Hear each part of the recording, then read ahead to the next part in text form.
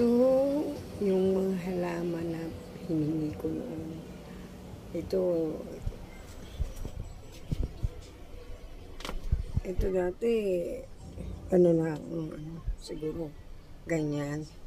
Ito mga tutik, isang maliliit lang. Na ganito, pero look naman, oh.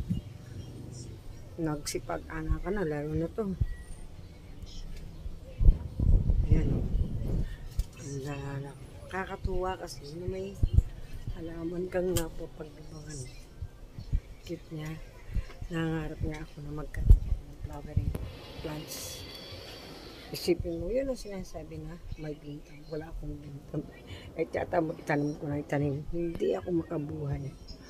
Kakatuwa kasi, alam mo, ayon sa pag-aaral, ang halaman ay sumasala din ng mikrobyo na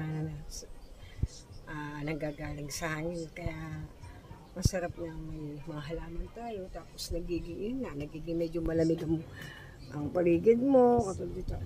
Kasi may mga puno po dito sa amin. Katabing mga bakante kasing lot ito. At least may mga puno kahit pa paano nakakalamig siya ng hangin sa amin dito.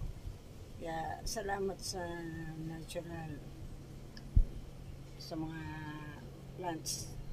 Kasi ito nga po sumasala sa hangin. Saka tingnan niyo po, ang ganda ng langit. Oh. Wow, thank you Lord God. At peaceful po sa ngayong araw ito.